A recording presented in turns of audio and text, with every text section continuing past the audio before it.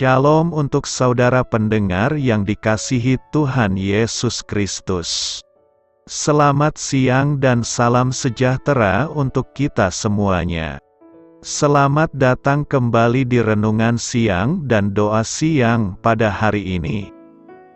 Semoga saudara yang terkasih dalam keadaan sehat selalu. Kiranya damai dan sukacita Roh Kudus melimpah di dalam hati dan pikiran saudara saat ini. Sebelum kita mulai renungan pada siang hari ini, marilah kita bersama-sama berdoa.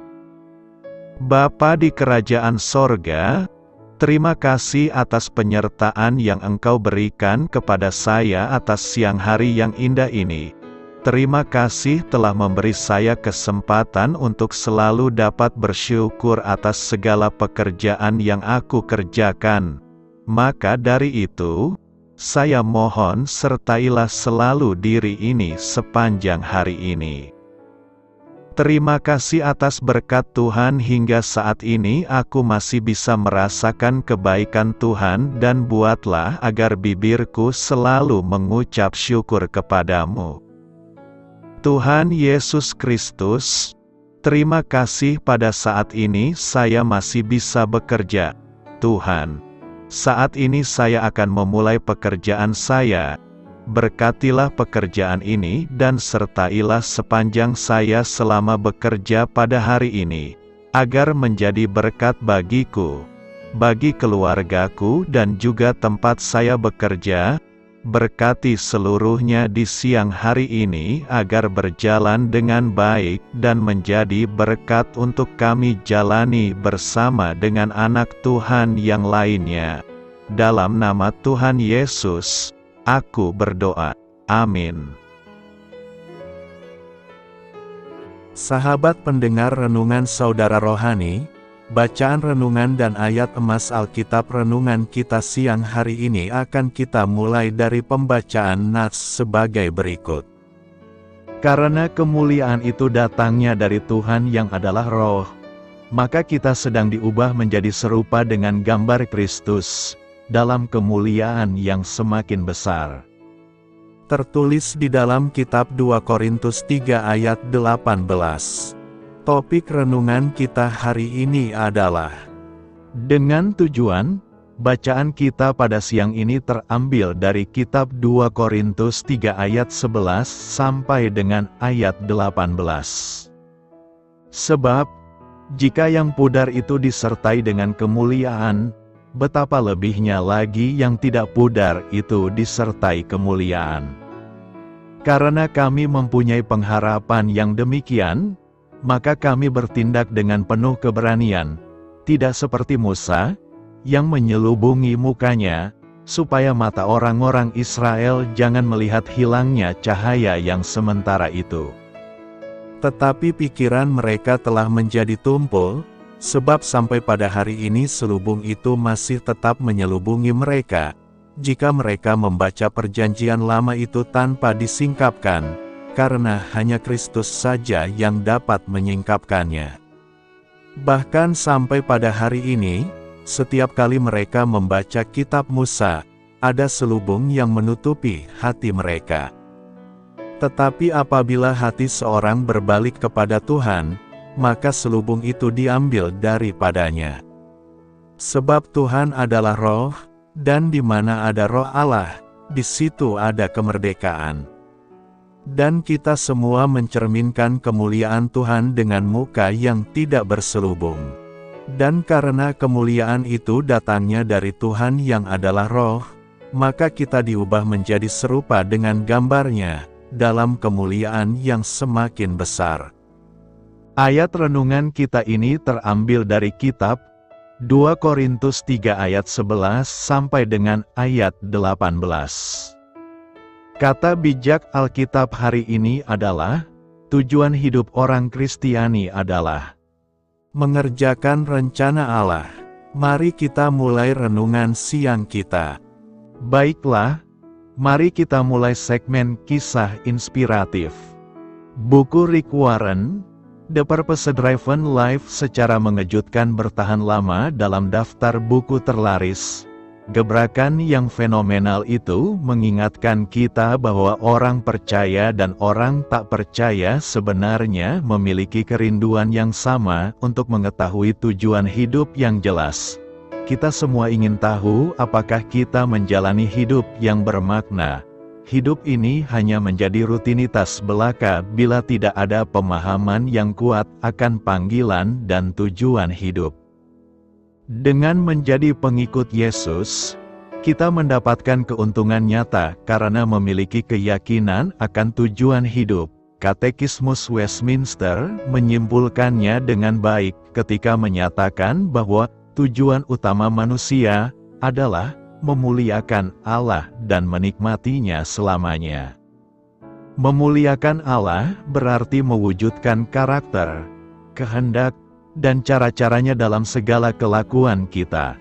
Paulus mengingatkan kita bahwa, karena kemuliaan itu datangnya dari Tuhan yang adalah Roh, maka kita sedang diubah menjadi serupa dengan gambar Kristus. Dalam kemuliaan yang semakin besar, kita memiliki tujuan hidup agar sesama kita melihat seperti apa Allah, saat mereka mengamati dan mengalami kasih-Nya melalui kita. Sungguh, kehormatan yang besar untuk mencerminkan kasih, belas kasihan, keadilan, dan kebenaran Allah kepada dunia yang hatinya tertutup bagi kebenaran Allah. Tujuan hidup kita adalah menunjukkan kepada dunia betapa kecilnya kita dan betapa besarnya Dia. Itulah hidup yang berdasarkan suatu tujuan. Mencerminkan kemuliaan Tuhan. 2 Korintus 3 ayat 18 berkata, "Dan kita semua mencerminkan kemuliaan Tuhan dengan muka yang tidak berselubung. Dan karena kemuliaan itu datangnya dari Tuhan yang adalah Roh, maka kita diubah menjadi serupa dengan gambar-Nya dalam kemuliaan yang semakin besar." Paulus menulis surat kedua kepada jemaat di Korintus untuk menanggapi beberapa masalah dan pertanyaan yang muncul dalam komunitas tersebut. Salah satu topik yang dibahas dalam surat ini adalah perbandingan antara Perjanjian Lama, yaitu hukum Taurat, dengan Perjanjian Baru dalam Yesus Kristus. Ayat terletak di bagian akhir dari sebuah pengajaran yang diberikan oleh Paulus mengenai perbedaan antara Perjanjian Lama dan Perjanjian Baru. Dalam konteksnya, Paulus menggambarkan bagaimana orang percaya dalam Kristus memiliki akses ke kemuliaan Tuhan yang lebih besar daripada orang-orang Israel pada masa Perjanjian Lama. Dalam Perjanjian Lama, Musa menerima hukum Taurat dari Tuhan di atas Gunung Sinai, dan wajahnya bersinar setelah mengalami kehadiran Tuhan. Namun, sinar itu perlahan-lahan memudar, dan hukum Taurat dianggap sebagai perintah yang membawa kebinasaan karena manusia tidak mampu mematuhinya sepenuhnya. Dalam Perjanjian Baru, melalui iman dalam Yesus Kristus, orang-orang percaya mengalami transformasi yang lebih besar. Mereka mengalami pembaharuan batinia oleh Roh Kudus, dan mampu mencerminkan kemuliaan Tuhan secara lebih nyata. Dalam ayat ini, Paulus mengungkapkan bahwa ketika orang percaya mengalami pertumbuhan rohani, mereka mencerminkan kemuliaan Tuhan dengan muka yang tidak berselubung. Artinya kemuliaan Tuhan tersebut tidak luntur atau memudar seperti sinar di wajah Musa. Pernyataan Paulus ini mengandung makna bahwa ketika kita hidup dalam persekutuan dengan Kristus dan dipimpin oleh Roh Kudus, kita mengalami transformasi dalam karakter dan sikap kita. Kemuliaan Tuhan tercermin dalam hidup kita saat kita hidup dengan cara yang mencerminkan nilai-nilainya, seperti kasih, kebenaran, kekudusan, kerendahan hati, dan kesetiaan. Dalam konteksnya, Paulus ingin menekankan bahwa orang-orang percaya dalam Kristus memiliki pengalaman yang lebih dalam dan lebih ajaib dibandingkan dengan Perjanjian Lama. Jadi, Latar belakang yang melatar belakangi Paulus menulis pernyataan tersebut adalah untuk menggambarkan perbedaan antara Perjanjian Lama dan Perjanjian Baru, dan bagaimana orang-orang percaya dalam Kristus dapat mengalami transformasi rohani yang menghasilkan pencerminkan kemuliaan Tuhan dalam kehidupan mereka. Maksud dan tujuan Paulus menulis pernyataan, dan kita semua mencerminkan kemuliaan Tuhan dengan muka yang tidak berselubung, adalah untuk menggambarkan transformasi rohani yang terjadi pada orang percaya dalam Kristus dan bagaimana itu memengaruhi kehidupan mereka. Dalam konteks yang lebih luas dari pasal tersebut, Paulus membahas perbedaan antara Perjanjian Lama dan Perjanjian Baru, dan bagaimana orang percaya dalam Kristus memiliki akses ke kemuliaan Tuhan yang lebih besar. Dalam ayat ini, Paulus menyatakan bahwa kita, sebagai orang percaya, mencerminkan kemuliaan Tuhan dengan muka yang tidak berselubung. Muka yang tidak berselubung dapat diartikan sebagai keadaan di mana kemuliaan Tuhan tidak terhalang atau tersembunyi dalam kehidupan kita. Ketika kita memiliki hubungan dengan Kristus dan diubah oleh kuasa Roh Kudus, karakter dan sifat Tuhan mulai tercermin dalam hidup kita. Kita menjadi saksinya di dunia ini melalui sikap, tindakan, dan perkataan kita. Maksud Paulus adalah menggambarkan pentingnya transformasi rohani dalam kehidupan orang percaya. Tujuan utama penulisan ini adalah untuk mendorong jemaat di Korintus untuk hidup dengan cara yang mencerminkan kemuliaan Tuhan dengan jelas dan terang. Paulus ingin mereka menyadari bahwa kehidupan baru dalam Kristus memengaruhi segala aspek kehidupan mereka, sehingga orang di sekitar mereka dapat melihat kemuliaan Tuhan melalui hidup mereka.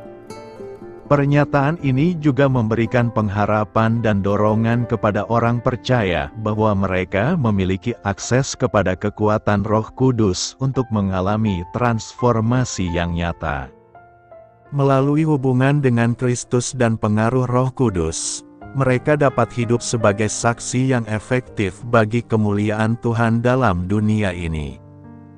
Jadi, maksud dan tujuan Paulus dalam menulis pernyataan ini adalah untuk mengilustrasikan transformasi rohani yang terjadi pada orang percaya dan mengingatkan mereka akan tanggung jawab mereka untuk mencerminkan kemuliaan Tuhan di dalam kehidupan mereka sehari-hari. Ada beberapa hal yang perlu direnungkan dari nas hari ini, yakni: Pertama, transformasi rohani. Pernyataan ini menunjukkan pentingnya transformasi rohani yang terjadi dalam kehidupan orang percaya. Ketika kita memiliki hubungan dengan Kristus dan diperbaharui oleh kuasa Roh Kudus, karakter dan sifat Tuhan mulai tercermin dalam hidup kita. Hal ini mengingatkan kita untuk tidak hanya berfokus pada perubahan luar, tetapi juga pada pertumbuhan dan perubahan batiniah yang dituntun oleh Roh Kudus. Kedua, kemuliaan Tuhan. Paulus menekankan bahwa sebagai orang percaya, kita memiliki akses ke kemuliaan Tuhan yang lebih besar melalui perjanjian baru dalam Yesus Kristus. Kemuliaan Tuhan ini tidak hanya berarti kilauan atau sinar fisik, tetapi mencerminkan sifat-sifatnya yang agung, seperti kasih, kebenaran, kekudusan, dan kuasa. Hal ini mengajak kita untuk hidup dengan cara yang mencerminkan nilai-nilai Tuhan tersebut, sehingga orang di sekitar kita dapat melihat dan mengenalnya melalui hidup kita. Ketiga, tanggung jawab sebagai saksi. Pernyataan ini mengingatkan kita akan tanggung jawab kita sebagai orang percaya untuk menjadi saksi yang efektif bagi kemuliaan Tuhan di dunia ini. Ketika kita mencerminkan kemuliaan Tuhan dengan jelas dan terang, kita menjadi saluran melalui mana orang lain dapat melihat dan mengalami hadirat Tuhan. Hal ini menantang kita untuk hidup dengan integritas, kekudusan, dan kasih sehingga orang lain dapat tertarik kepada Kristus melalui hidup kita. Keempat, hubungan pribadi dengan Tuhan. Pernyataan ini menyoroti pentingnya hubungan pribadi yang intim dengan Tuhan. Ketika kita hidup dalam persekutuan yang dalam dengan Kristus dan diperbaharui oleh Roh Kudus, kemuliaan Tuhan dapat tercermin dalam kehidupan kita. Hal ini mengajak kita untuk menjaga dan memperdalam hubungan kita dengan Tuhan, melalui doa, bacaan Alkitab, persekutuan gereja, dan praktik rohani lainnya. Karena itu, Nas hari ini mengingatkan kita akan panggilan kita untuk hidup dengan cara yang mencerminkan kemuliaan Tuhan dengan jelas dan terang di dunia ini.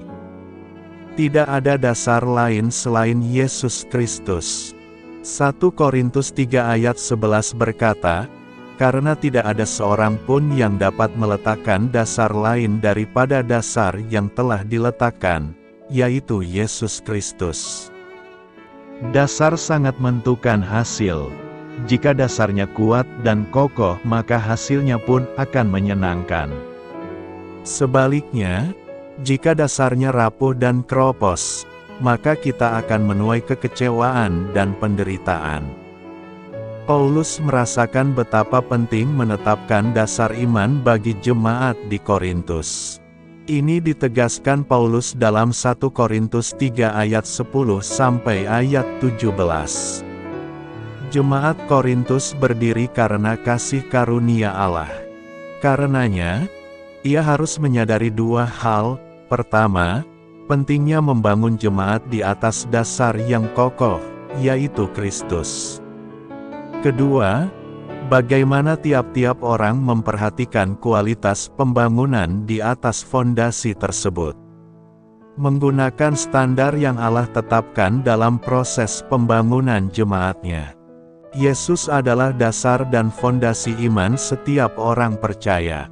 Ada banyak berkat yang kita peroleh jika kita mendasari semua kehidupan kita kepada Yesus. Sama seperti sebuah gedung, kehidupan juga memerlukan fondasi atau dasar yang kuat. Dasar bangunan kehidupan kita adalah pribadi Yesus Kristus.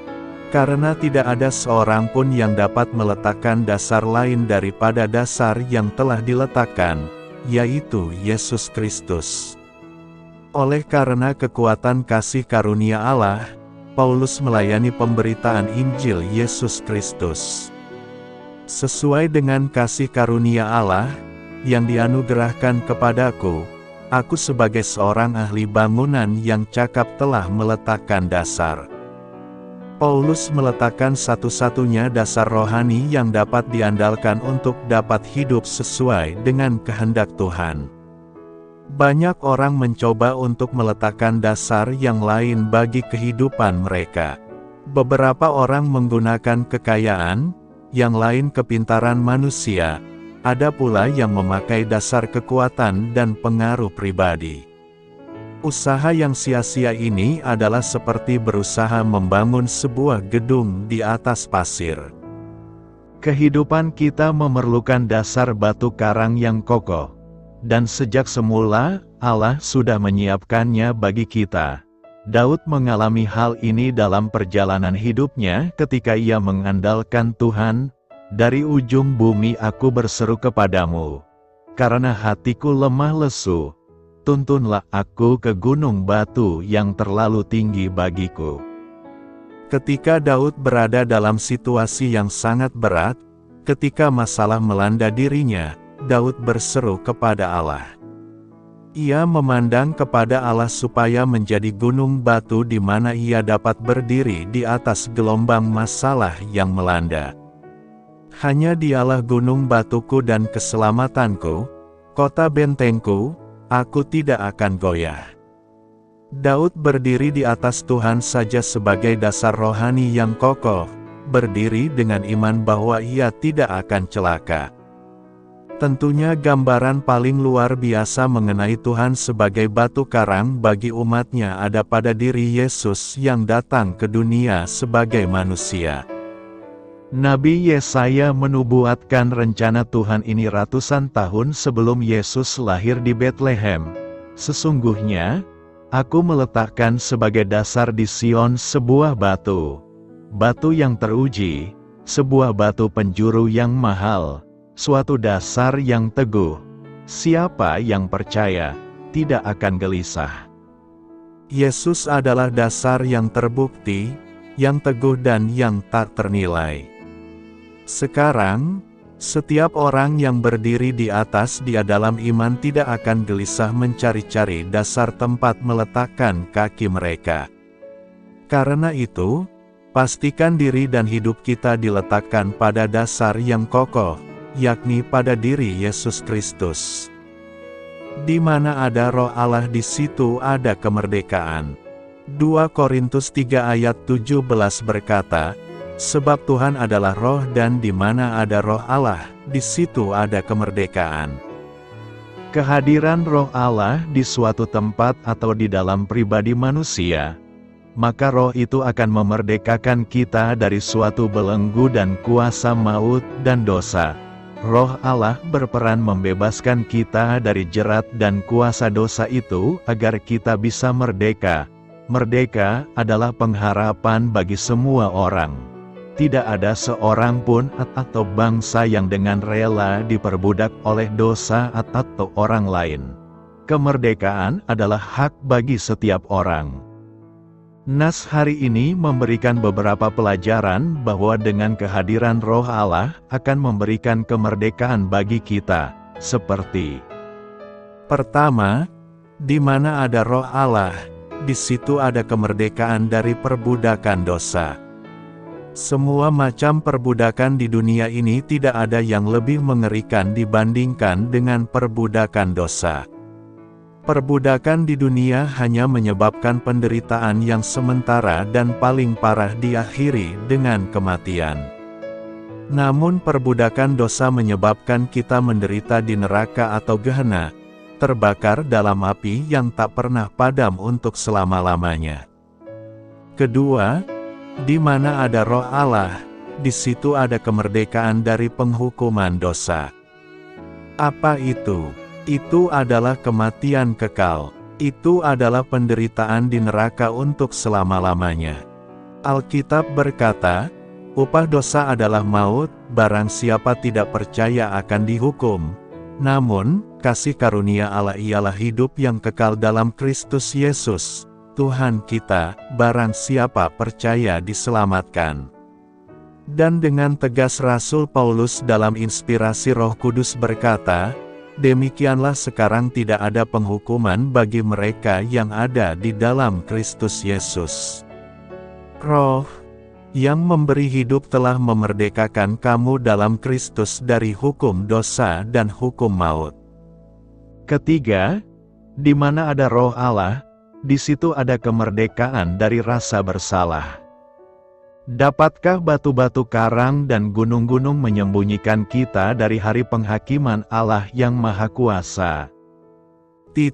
Apakah batu-batu karang dan gunung-gunung dapat menutupi dosa dan pelanggaran-pelanggaran kita? Seluruh generasi atau seluruh manusia merasakan di dalam jiwa mereka bahwa perasaan bersalah dan terhakimi akan dosa-dosa ada di dalam hati. Itu adalah sensitivitas moral kita. Kesadaran akan moral yang rusak dan bobrok bersifat universal. Kita adalah manusia yang telah jatuh ke dalam dosa dan sedang sekarat. Baik pikiran, hati, kehendak dan hidup kita semuanya itu telah jatuh ke dalam dosa. Orang Kristen secara positif seharusnya tidak terus-menerus hidup dalam perasaan bersalah ketika ia percaya. Orang Kristen bukan hanya diselamatkan atau dibebaskan dari perbudakan dan penghukuman, namun secara positif mereka telah diampuni atau dibebaskan dari rasa bersalah. Keempat, di mana ada Roh Allah, di situ ada kemerdekaan dari perhambaan hukum Taurat. Banyak orang jujur karena takut polisi. Banyak orang tertib karena takut dilihat orang lain. Banyak orang kelihatannya alim karena tetangganya. Seperti itulah cara hidup orang yang berada di bawah perbudakan hukum Taurat. Mereka melakukan kebaikan atau keagamaan mereka oleh karena tuntutan dari hukum, dan bukan kesadaran yang murni keluar dari dalam hatinya yang paling dalam. Bahkan tidak sedikit orang yang menyebut dirinya Kristen, namun hidup seperti halnya hidup di bawah perbudakan hukum Taurat. Seperti itukah kita? Jika itu adalah kita, maka kita belum merdeka. Kita belum dimerdekakan dari perbudakan hukum Taurat. Dimerdekakan dari Taurat artinya, kita hidup benar bukan oleh karena tuntutan dari sesuatu yang berada di luar diri kita, misalnya hukum, namun kita hidup benar oleh karena hati kita yang sudah diubahkan oleh Tuhan yang senantiasa memancarkan kebaikan, kebenaran dan kesucian. Orang yang belum dimerdekakan dari perbudakan hukum Taurat mungkin memiliki citra yang baik. Orang melihat dia sebagai orang yang baik, penuh kasih, alim, taat agama dan sebagainya. Namun tanpa kelahiran kembali atau dimerdekakan oleh Roh Tuhan, ia tidak akan memiliki integritas yang sejati. Ukuran watak seseorang yang sesungguhnya adalah apa yang akan dilakukannya kalau dia tidak akan ketahuan.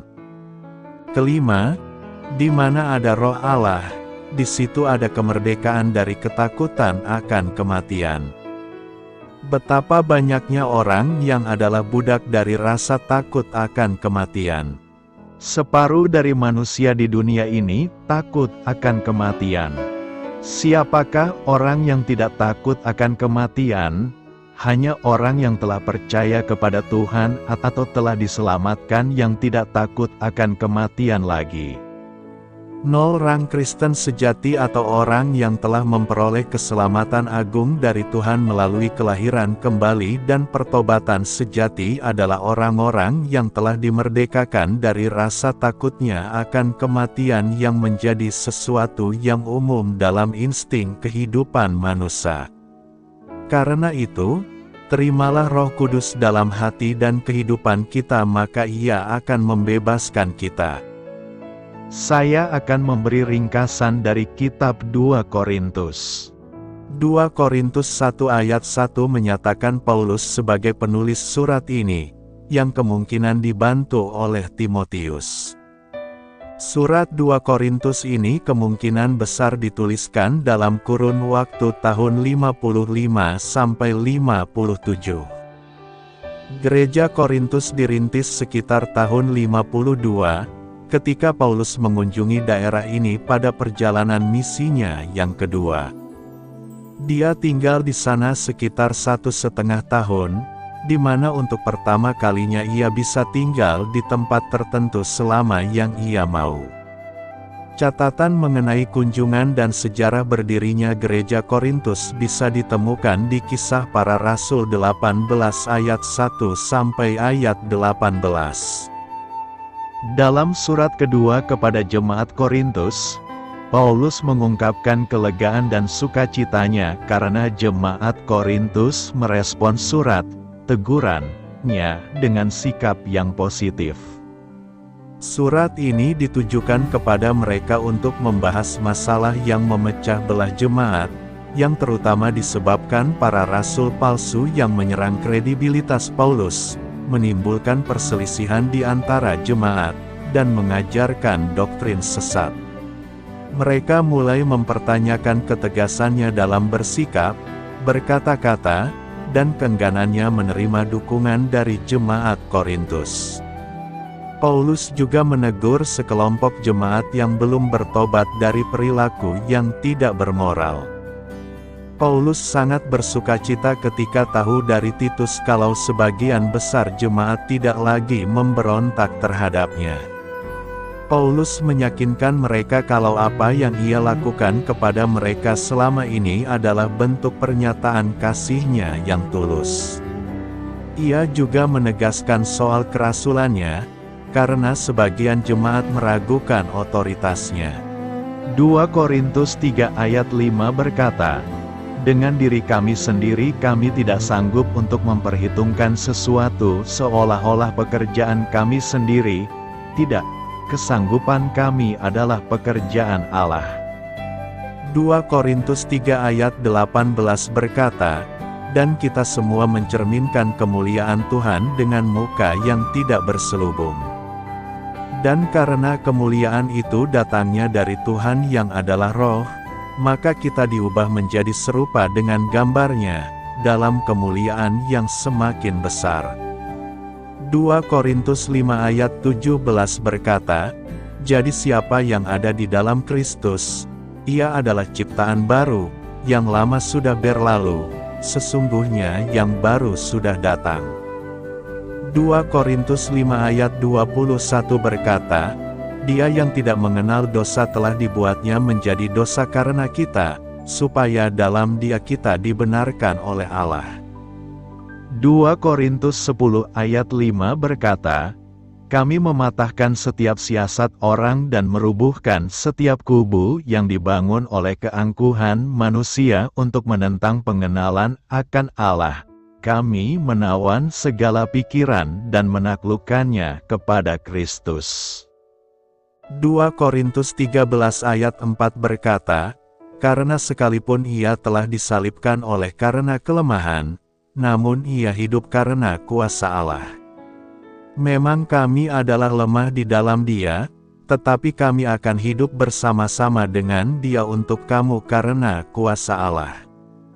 Setelah memberi salam kepada jemaat Korintus dan menjelaskan kenapa ia tidak mengunjungi mereka sesuai rencana semula, Paulus menjelaskan hakikat pelayanannya. Kemenangan Kristus dan ketulusan di hadapan Allah menjadi corak utama pelayanannya kepada gereja. Dia membandingkan antara kemuliaan dari pelayanan yang memimpin kepada pembenaran di dalam Kristus dengan pelayanan yang memimpin kepada penghukuman di dalam Taurat. Paulus tetap teguh menyatakan imannya di tengah-tengah penganiayaan yang harus ditanggungnya karena pelayanan ini. Pasal 5 menyatakan dasar iman kekristenan mengenai ciptaan baru dan realitas adanya pembenaran dari Kristus bagi dosa-dosa kita. Pasal 6 dan 7 berisi mengenai pembelaan Paulus dan pelayanannya. Sekali lagi, ia kembali mengingatkan jemaat Korintus akan kasih-Nya yang tulus kepada mereka dan karenanya menyerukan mereka supaya bertobat dan hidup dalam kekudusan. Dalam pasal 8 dan 9, Paulus menyerukan jemaat Korintus untuk mengikuti teladan jemaat di Makedonia dan turut mengambil bagian dalam pelayanan kepada orang-orang kudus. Ia mengajari mereka prinsip dan upah dari kemurahan hati. Paulus mengakhiri suratnya dengan mengingatkan soal otoritasnya atas mereka dan mempertanyakan kesetiaan mereka kepadanya di tengah-tengah gencarnya perlawanan dari para rasul palsu. Dia menyebut dirinya orang bodoh, karena dengan sengaja harus membanggakan garis keturunannya dan penderitaan yang ditanggungnya karena Kristus. Dia mengakhiri kisahnya tentang penglihatan dan pernyataan yang diterimanya langsung dari Allah. Ia juga menyinggung soal duri dalam dagingnya, yang diizinkan tetap ada dalam hidupnya supaya ia tidak meninggikan dirinya. Pasal terakhir berbicara tentang seruan kepada jemaat Korintus untuk memeriksa dirinya masing-masing apakah mereka tetap tegak di dalam iman atau tidak. Ia mengakhiri suratnya dengan doa berkat supaya mereka bisa senantiasa hidup dalam kasih dan damai sejahtera. Melalui surat penggembalaannya, Paulus berulang kali merujuk hukum Musa, membandingkannya dengan keagungan Injil Kristus dan keselamatan melalui anugerah.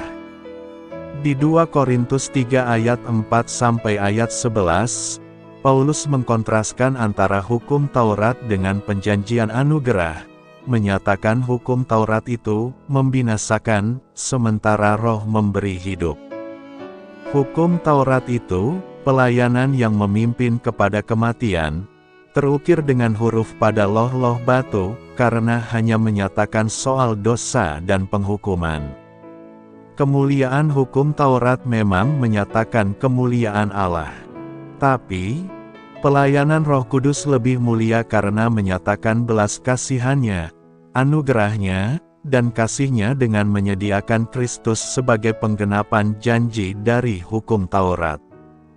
Surat ini yang paling banyak menceritakan kisah pribadi Paulus dan hanya menyinggung sedikit mengenai doktrin pengajarannya.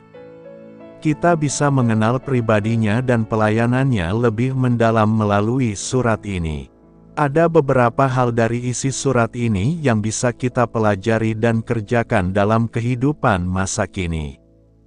Pertama, mengenai penata layanan, bahwa ia tidak terkait pengorbanan materi saja, tapi juga terkait pengorbanan waktu.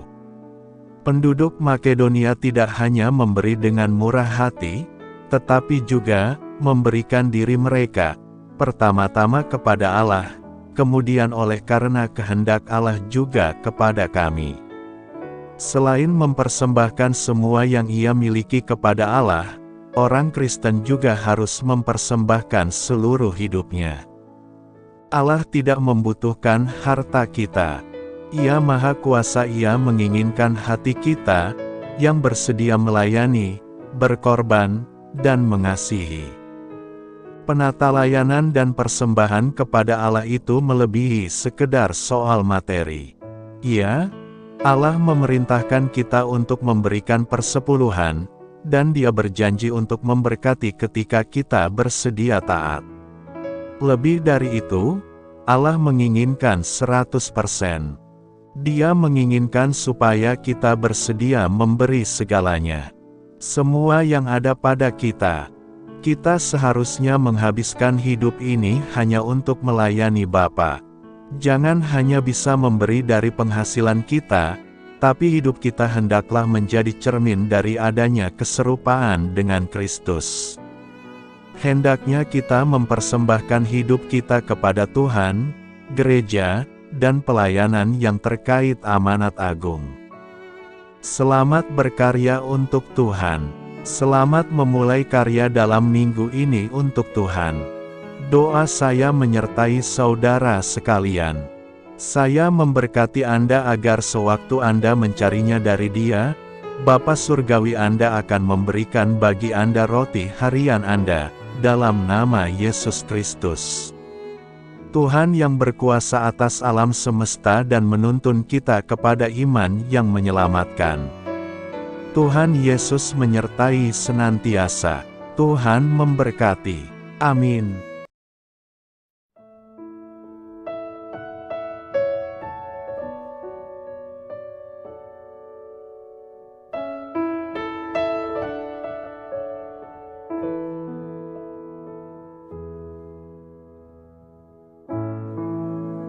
Demikianlah renungan firman Tuhan pada siang hari ini. Semoga menjadi kekuatan di dalam hidup kita dan menjadikan kita pribadi yang lebih sukses. Sebelum kita memulai aktivitas hari ini, marilah kita berdoa. Bapa kami yang ada di sorga, terima kasih atas kasih dan kebaikan Tuhan yang begitu besar buat kami.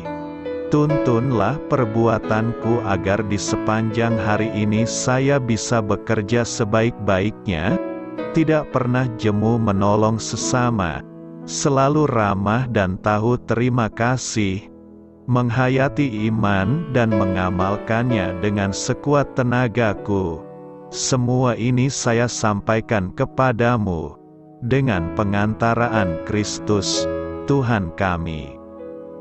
Allah, Bapa kami bersyukur kepadamu, bahwa dengan bekerja kami boleh ambil bagian di dalam karya-Mu mensejahterakan dan membahagiakan umat manusia. Kami mohon bimbingan-Mu dalam melaksanakan pekerjaan kami hari ini. Bimbinglah kami agar sanggup bekerja dengan semangat kasih, dengan riang, rajin dan jujur. Terima kasih, Tuhan. Amin. Dalam nama Tuhan Yesus Kristus Tuhan dan Juru Selamat kami, Bapa kami yang baik, kami mengucap syukur dan berdoa. Amin. Biarlah firman Tuhan menjadi pengingat untuk kita semua, bahwa tuntunan dari Roh Kudus akan selalu memberi jalan keluar bagi setiap permasalahan hidup kita, dan memberi kedamaian di hati kita. Amin. Sampai jumpa di renungan siang saudara rohani berikutnya. Shalom.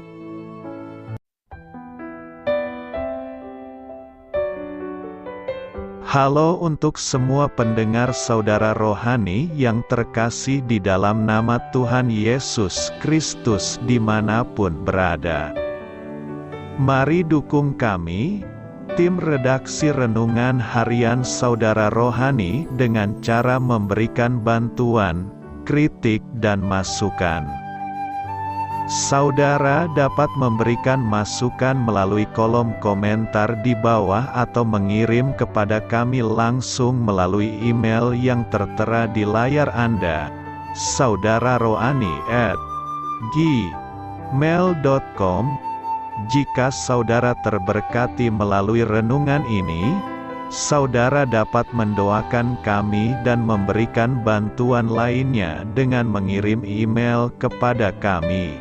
Saya berdoa agar saudara sekalian bahagia dan sehat selalu. Amin.